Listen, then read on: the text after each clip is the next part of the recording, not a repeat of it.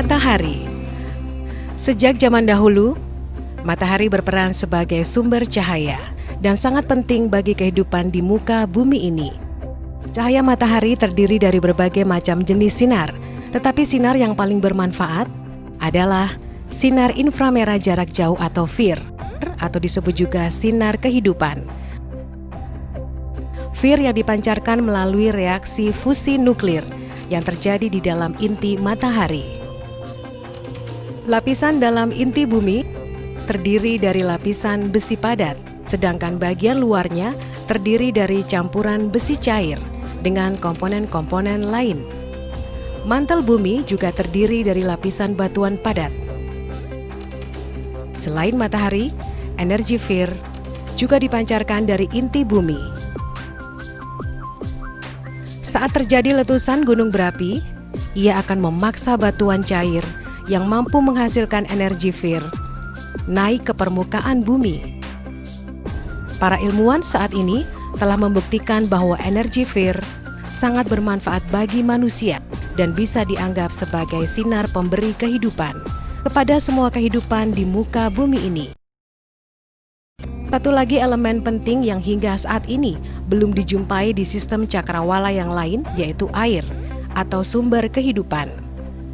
Air merupakan komponen yang sangat penting bagi kehidupan kita.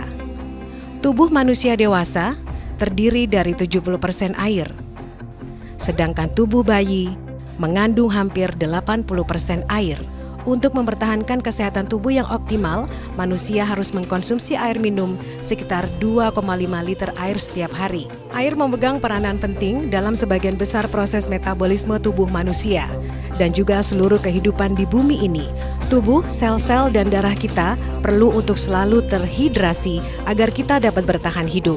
Bagi sebagian besar orang mungkin telah mengkonsumsi air yang cukup setiap harinya, tapi mengapa kesehatan mereka belum optimal? Bahkan jumlah orang-orang yang mengidap penyakit kronis semakin bertambah. Dr. Batman Halit, lulusan dokter pengobatan ini, telah melakukan banyak penelitian tentang pentingnya air. Beliau juga merupakan pengarang buku yang berjudul Your Body's Many Cries for Water. Berdasarkan penelitian selama bertahun-tahun, beliau membuat kesimpulan bahwa manusia sebenarnya bukanlah sakit, tetapi berbagai masalah kesehatan terjadi karena tubuh sangat memerlukan air. Beliau juga menyarankan kepada kita agar tidak merawat dahaga tersebut dengan mengkonsumsi obat-obatan. Air pada umumnya terdiri dari 15 hingga 18 molekul dalam setiap kelompok, dan molekul yang besar ini susah untuk diserap ke dalam sel-sel. Ketika sel mengalami dehidrasi, ia akan teroksidasi dan bersifat asam, menyebabkan manusia mudah jatuh sakit. Kebanyakan masalah kesehatan muncul dikarenakan dehidrasi dan keasaman sel-sel tubuh.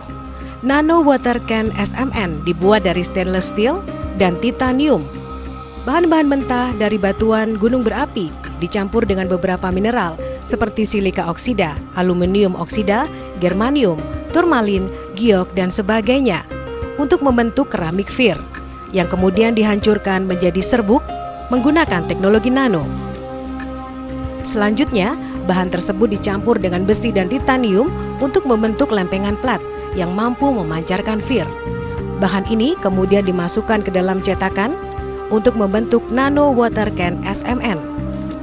Nano Water Can SMN dilengkapi energi FIR dengan getaran sebanyak 240.000 kali per detik yang akan menguraikan atom-atom air menjadi ukuran yang lebih kecil.